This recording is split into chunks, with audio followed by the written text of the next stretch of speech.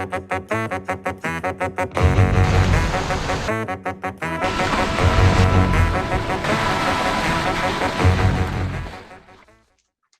everybody, my name is Chip Dodd with ThisABILITY Adventures, and the following video is a course overview for the FredericksBURN Virtual Adventure Challenge occurring in Fredericksburg, Virginia. So let me do a quick screen share and show you around just a little bit. The FredericksBURN is, this is a course that we have been wanting to do for a long time. The trails up here are amazing and a lot of people haven't been there. To my knowledge, there's never been an adventure race there. Since it is a wintertime course and because of COVID, it does not have a paddle section. And so it's biking and trekking. It is a pretty advanced course, meaning that the mountain biking trails are going to be pretty tough. We're going to get into that in a second. And this is, I almost forgot, I think this is an 8-hour course. So it's, it's a solid 8 hours. Like don't play around in this. You may, if you're not a fast adventure racer with good navigational skills and superior mountain biking skills, you may have to drop a couple points on this. So either way, let me go ahead and do let me get rid of the slide here. Oh, and before we get started and to get into the FredericksBURN itself, be sure to head over to our How It Works. These are virtual adventure challenges that are as close to an adventure race as we could get, but still have it virtual and not have to have permits and all the stuff like that. Our whole system is on our website, so you can learn all about it. Basically, use your GPS watch to track where you are and to get points. But other than that, there's a lot of information. The other thing you want to do is check out when you hover over gear list. We basically have most of the USARA recommended gear. Of course, if it's snowing and 20 degrees, you're gonna have to carry different gear than if it's 80 degrees and sunny.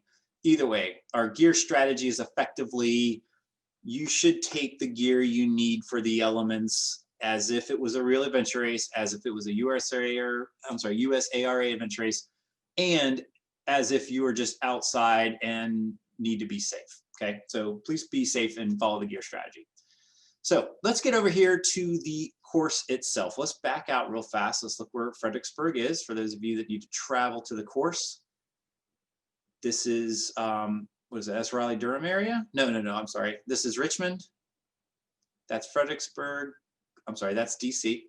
I'm messing this all up. Should have practiced a couple times. So this is the DC metro area. Fredericksburg's right there in the middle. There's Richmond. Out from Richmond is gonna be Charlottesville, and then down here is like Raleigh-Durham area. So right smack dab in the middle of Richmond and DC. So let's go ahead and zoom in, take a look at the course. Yeah, let me get this size straight. There we go. No, let me go a little bit bigger. Okay, so let's start off with the race start finish. Over here is called Mott's Reservoir, and there's a parking area. I think it's about right in that area right there, parking. So they did shut down the lake, so there's no boating or anything like that, or we would have had a paddle section. They also shut down the lower parking. So they only allow parking up here at the top, and there's only like 20 spots. So this course is something, especially if it's a beautiful day on a Saturday or a Sunday, you're gonna wanna get there early. The lot does fill up pretty quickly.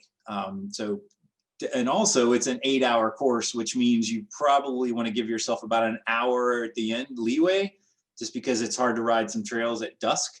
Also, it is they have some signs basically saying you have to be out of there by dark, or it's trespassing. So give yourself at least an hour before official sunset. All right, so our recommendation on this, although you can choose to do it whichever trek or bike, you can start whichever one you want, but our recommendation is to go out the farthest first and then work your way back to the car. So what that means is you're gonna get on your bike and you're gonna haul butt, getting checkpoints all through these trail sections, all through this area, all the way down to right about there, and then all the way back. There's kind of a lower area down by the water, and then there's a lot of trails up here in the topo. If you look at the topo lines, it is pretty steep and pretty aggressive mountain biking. The trails are well groomed and taken care of by the locals. They're very popular trails. You're gonna see a lot of other riders, bikers, hikers, and maybe some people walking dogs and stuff. But just be advised, the upper trails are pretty burly. There's gonna be some steep climbs, there's gonna be some roots, nothing dangerous like drops or no obstacles like seesaws or skinnies or anything like that. It's all just natural terrain, but it is pretty rugged. One thing I need to let you know about down here underneath 95, there's some construction going on. They're redoing the bridge down there. So they do have some areas that are like, they got that yellow stuff that, you know, kind of keeps you on a path through a construction zone. So please be polite and stay on the areas where they need you to stay safe from their construction equipment. One other thing to know about this course, this has been, there's a tunnel that goes under the interstate that connects these two trail sections together. There's a sign on both sides saying don't go through there because the bridge right here has broken. And so there's a little way to get across on about a 8-inch piece of concrete against a wall, and it's really hard to get across with you and your bike without falling in the water. But the water's only like a foot or two deep. It's not that big of a deal. Just be careful. But either way, it's up to you and how safe you want to be. If you're one that abides by rules, don't go across there and come down and cross around the bottom. If you're a little more adventurous, we've crossed through here dozens of times and never had a problem. Although Andrea fell in the water one time, which I did get on the GoPro, so that was pretty funny. So either way, okay, so there's going to be all different types of checkpoints, the endurance points, the adventure points, and pro points. We're going to try to trick you with the pro points and send you off into woods and try to find stuff. Hopefully, you will have to plot some points and do compass bearing and distance and things like that. Either way, okay, so let's say you're done with the bike section and you're going to work your way back to your car over here at the parking lot. Go ahead and, you know, lock your car or lock your bike up, do whatever you got to do. And then you're basically going to go on a trail run trek section all the way around the lake. This is a beautiful piece of property.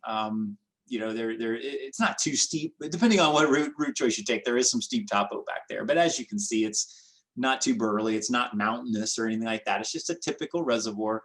It's really beautiful out there. There are bikers that bike around this course, although this section back here, I added in a lot of trails because this map doesn't have the trails on it.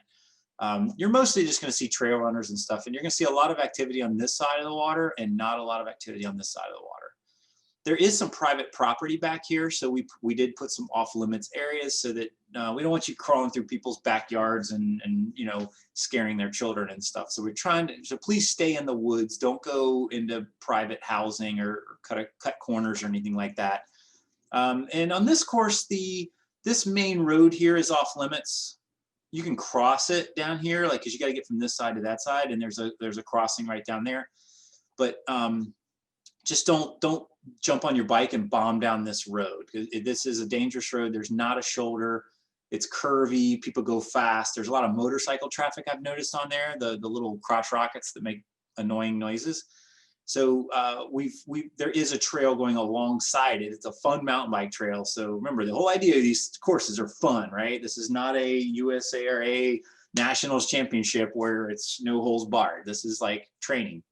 So please stay on the trails and only cross the road down there at the bottom.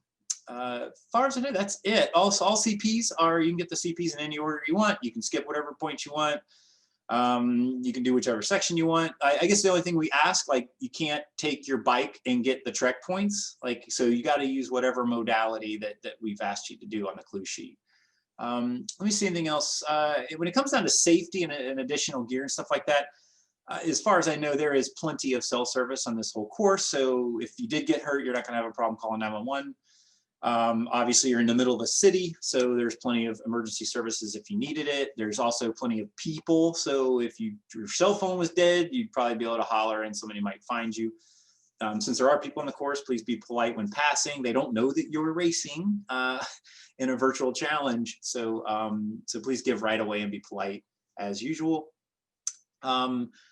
Obviously, if it's snow on the ground, like this was filmed yesterday, which was, let's see, the 20th of December, you know, don't ride the trails with the bikes if it's snowing and wet.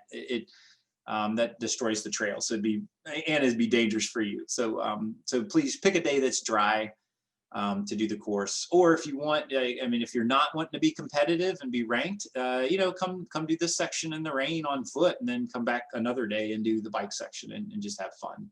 A lot of people use our courses for training because they're new to adventure racing. So if you want to drag it out over multiple days, that is totally up to you. Just have a good time. That's the goal. Let me see if anything else. Who should give it a shot is one of the questions.